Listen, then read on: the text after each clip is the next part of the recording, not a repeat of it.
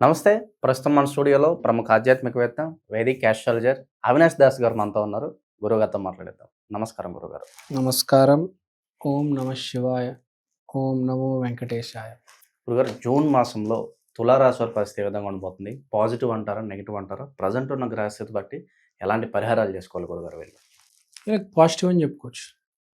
తులారాశి వాళ్ళకి ఈ నెల వచ్చే కాలం మంచి పాజిటివ్ టైం అండి. తులారాశి వాళ్ళు చాలామంది బండి కొన్నారు ఈసారి. ఓకే. నేను గమనించాను. మెనీ పీపుల్ చాలామంది బండి కొన్నారు, బైక్ కొన్నారు, కారు కొన్నారు, హెలికాప్టర్లు కొన్న కూడా ఉన్నారు. ఇక్కడ పాయింట్ ఏంటి? 7వ ఇంట్లో శుక్రుడు, 9వ ఇంట్లో సూర్యుడు, 11వ ఇంట్లో కుజుడు, 7, 9, 11 కాంబినేషన్ ఉంది. సో ఇక్కడ పాయింట్ ఏంటంటే, ఫస్ట్ ఆఫ్ ఆల్ మీ జీవితంలో ఒక మంచి ఎంట్రీ ఇవ్వబోతున్నారు. Very good news actually. So కొత్త పరిచయాలు జరుగుతాయి అంటారు. కొత్త పరిచయాలు జరుగుతాయి. ఇప్పుడు పాయింట్ ఏంటి? ఎవరు ఎంట్రీ ఇవ్వబోతున్నారు? ఒక అమ్మాయి ఎంట్రీ ఇవ్వబోతుంది. అమ్మాయికి అయితే అబ్బాయి ఎంట్రీ ఇవ్వబోతున్నాడు. సో పాయింట్ ఏంటంటే, మన జీవితంలో ఒక మనిషి ఎంట్రీ అయినప్పుడు మనం ఏం చేస్తాం? జనరల్గా చాలామంది ఏమనుకుంటారంటే, వాడుకున్నామా వదిలేసామా ఆ టైప్లో ఉంటారు. ఒక మగవాడికి మగవాడు ఒక వ్యాపారంలో కూడా ఒక వ్యాపారం చేసేవాడు ఏమనుకుంటాడు? వాడు వాడుకుందాము, లాగేసుకుందాము, తర్వాత పంపించేద్దాం, ఎవడైనా అదే అనుకుంటాడు. కానీ మనం గుర్తుపెట్టుకోవాల్సింది, ఎప్పుడైనా మనతో ఎవడైనా తిరుగుతున్నాడు. నేను ఫర్ ఎగ్జాంపుల్ మీరే వచ్చారు నా జీవితంలో, మీరు భోజనం చేస్తే బిల్లు నేను కట్టాలి. గుర్తుపెట్టుకోవాలని. మీరు నాతో ఒక 10 months ఉన్నా కూడా మీరు 10 months ఎక్కడ ఇబ్బంది పడకూడదు. వీడు తులారాశి వాడు ఏంటి? బ్యాలెన్స్ కదా. వీడు పరమ వ్యాపారవేత్త. నాకేంటి ఈ బ్యాచ్, వీడు తులారాశి వాడు. ఈ బ్యాచ్ ఎక్కువ మంది ఉంటారు. అంతే, వాడు పేరులో పెట్టారు కదా తులారాశి. నాకేంటి సరి సమానం అన్నమాట. అంటే ఏంటి? ఒక అమ్మాయి వీడి జీవితంలో ఎంట్రీ అవుతే వీడికి ప్రేమ కావాలి, వీడికి ఆ అమ్మాయి దగ్గర నుంచి డబ్బు కావాలి, ఆ అమ్మాయి బండి వాడుకోవాలి వీడు. అంటే ఆ అమ్మాయి దగ్గర మెటీరియల్ ఏదైతే ఉంటుందో అవన్నీ వీడికి కావాలి. అలా అని చెప్పేసి వీడు కూడా ఇస్తాడు. మీకు అర్థమైందా? అంటే నీకు అవసరం ఉన్నప్పుడు నేను నీకు బంగారం చేయనిస్తా, నువ్వు తాకట్టు పెట్టుకో. నాకు అవసరమైనప్పుడు నీకు బంగారం చేయని, నేను తాకట్టు పెట్టుకుంటా. నా కారులో తిరుగుదాం, సాటర్డే సండే నీ కారులో తిరుగుదాం. మీకు అర్థమైందా? అంటే ప్రతిదీ వ్యాపారమే వీడికి. అంటే ఏది లాక్కోవడం లేదు, ఏది ఇవ్వడం లేదు, బ్యాలెన్స్ చేస్తున్నాడు. నేర్చుకోవాలి వీళ్ళు కొద్దిగా. తులారాశి వాళ్ళు, ధనుసు రాశి వాళ్ళ దగ్గర, మీనరాశి వాళ్ళ దగ్గర జీవితం అంటే వ్యాపారం కాదు, తీసుకోవడం కూడా కాదు. జీవితం అంటే ఇవ్వడం, టు గివ్. నీకు ఎంత స్తోమత ఉంటే అంతలో ఇవ్వు. అంతేగాని నాకెంత, వాడికెంత, నేను ఇవ్వకపోతే నా పరువు ఎక్కడ పోతుందో. వీడికి అవసరం ఉన్నప్పుడు వీడు తీసుకుంటాడు, తర్వాత వీడు పరువు పోతుందని తెలిసినప్పుడు వీడు మళ్ళీ పెడతాడు. You understood? Life is a business for them. అలా వీళ్ళు చెడ్డోళ్ళు కాదు. ఎక్కడ ఏం లాక్కోవట్లేదు. ఎక్కడ లాక్కుంటున్నారా? అడుగుతున్నాడు. ఎక్కడ లాక్కోవట్లేదు, ఎక్కడ ఇవ్వడం కూడా లేదు. They are just maintaining a balance with the people. అందరితో సరి సమానంగా ఉంటున్నారు. నేనెంతనో నువ్వు కూడా అంతే. ఇప్పుడు గురు రాశి వాళ్ళు నా పక్కనోడు గొప్పవాళ్ళు, నా పక్కనోడు బాగుండాలి అని కోరుకుంటాడు కదా. వీళ్ళు అలా కాదు. నేనెంతనో నువ్వు కూడా అంతే. You are equal to me. గురు రాశి వాళ్ళు ఏం చేస్తారంటే, పెద్దవాళ్ళు ఎవరైనా కనబడి ఫస్ట్ కాలు మొక్కుతారు. నేను చిన్నోడిని, మీరు పెద్దోళ్ళు. వీళ్ళు అట్లా కాదు. అవసరం ఉంటే నాడు కాలు మొక్కుతారు. ఫ్రాంక్గా చెప్తున్నా. వీళ్ళు అందరూ అట్లా లేరు. చాలామంది మనస్తత్వం అలా ఉంటుంది.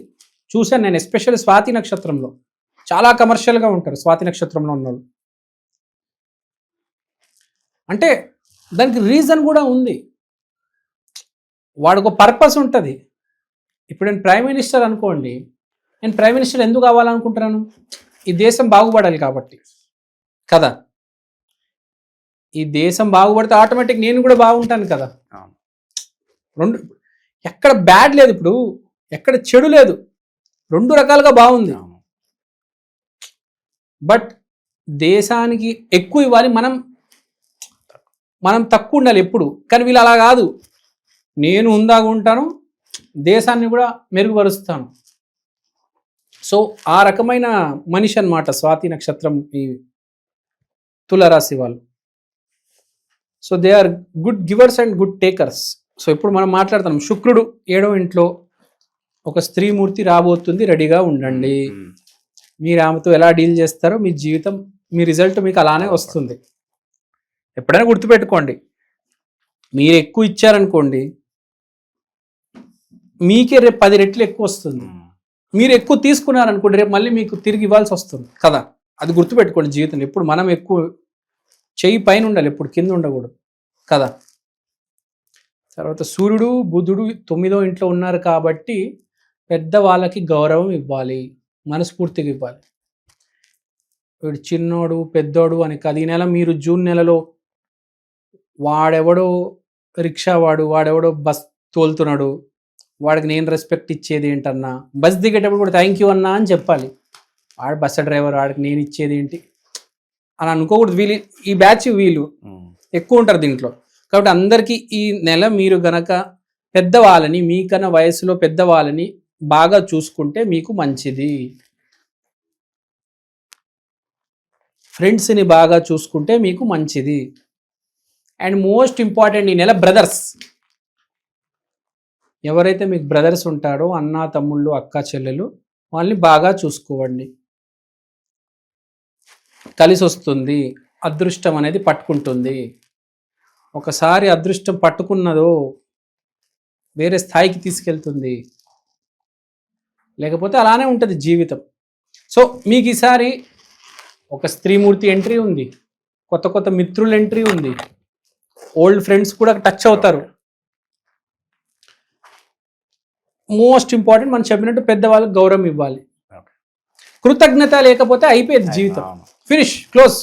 కృతజ్ఞత ఉండాలి మీకు ఈ నెల, చాలా ఇంపార్టెంట్. ఎందుకంటే అదృష్ట స్థానంలో పెద్దవాళ్ళు, ఎల్డర్ పీపుల్ ఉన్నారు, respected people in the society ఉన్నారు, ఈ సొసైటీని నడిపే వాళ్ళు ఉన్నారు. ఈ సొసైటీని నడిపే వాళ్ళు ఎవరు? Bus drivers. ఒక్కరోజు బస్ డ్రైవర్ స్ట్రైక్ చేస్తే ఏంటి పరిస్థితి? ఎవరైనా ఇంటి నుంచి బయటికి వెళ్ళగలుగుతారు ఆఫీస్కి? గుర్తుపెట్టుకోవాలి. సో మీ కర్రీ షాప్లో కర్రీ షాప్కి వెళ్తారు, కర్రీ కొనుక్కుంటారు, కర్రీ తినేస్తారు, బాగుంటుంది అబ్బా అనుకుంటారు, మంచిగా. ఎప్పుడైనా కర్రీ షాప్ వాళ్ళకి థ్యాంక్ యూ చెప్పారు ఒకసారైనా? కొంతమంది చెప్తారు మీరు బాగా చేశారమ్మా అని, వీళ్ళు చెప్పరు. మహానుభావులు చెప్పారు ఒకసారి, కృతజ్ఞత ఉండాలి వీళ్ళకి. సో వీళ్ళకి చెప్తున్నా, ఈ తులారాశి వాళ్ళకి కృతజ్ఞతా భావంతో ఉండండి. జూన్ నెలలో మీరు కృతజ్ఞతా భావంతో ఉంటే మీకు బాగుంటుంది. లేకపోతే జీవితం అలానే కొనసాగుతూ ఉంటుంది, ఏం మార్పు ఉండదు. ఎదగాలి కదా జీవితంలో, ఎదుగుతేనే బాగుంటుంది యాక్చువల్గా. అదే దారిలో అదే పేస్లో వెళ్తుంటే ఏం బాగుంటుంది కదా, అదే 40 స్పీడ్లో వెళ్తే ఏం బాగుంటుంది? మీరే చెప్పండి. టాప్ గేర్లో వెళ్ళాలి ఎప్పుడోసారి. అది బాగా చెప్పారు. హైవే ఎక్కాలి, టాప్ గేర్లో వెళ్ళాలి, పెద్ద బండి ఉండాలి, ఆ కిక్కు వేరు. అదే స్పీడ్లో ఏం వెళ్తారండి కదా.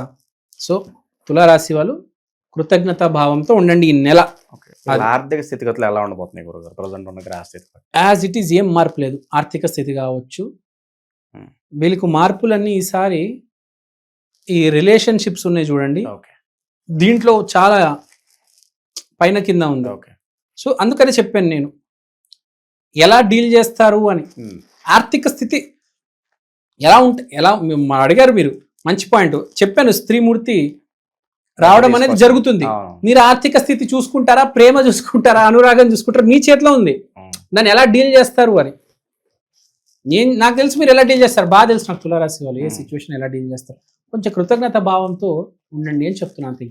ఇక చివరగా శుభకార్యాలు ఏమైనా జరగడానికి ఏదైనా ఛాన్స్ ఏమైనా కనిపిస్తుంది? చాలా మందికి శుభకార్యాలు జరిగే అవకాశం ఉంది. మీ జాతకంతో మ్యాచ్ అయితే 100% శుభకార్యాలు జరిగే ఛాన్స్ ఉంది. బేసిక్గా ఇప్పుడు స్టార్ట్ అవుతుంది. మనం చాలా మందిని చూసుకుంటాం, కార్తీక మాసంలో పెళ్లి చేసుకుంటారు, కానీ నాంది పునాది ఇప్పుడు పడుతుంది. ఆ పునాది అనేది ఎందుకు పడుతుందంటే మీరు గ్రాటిట్యూడ్తో ఉంటే పునాది పడుతుంది, లేకపోతే కరెక్ట్ కార్తీక మాసానికి బ్రేకప్ అవుతుంది మళ్ళీ. ఓకే. సో జాగ్రత్తగా ఉండండి. ఓకే. శుక్రుడు కాబట్టి మనము లక్ష్మీదేవి ఆరాధన చేయాలి శుక్రవారం రోజు, బాగుంటుంది. ఇది మంచి రెమెడీ. ఓవరాల్గా ఈ నెలలో ఈ రాశి వారికి ఏ విధమైన ఫలితాలు ఉండబోతున్నాయో మీ మాటల్లో చాలా క్లియర్ కట్గా ఎక్స్ప్లెయిన్ చేశారు. ధన్యవాదాలు. ధన్యవాదాలు.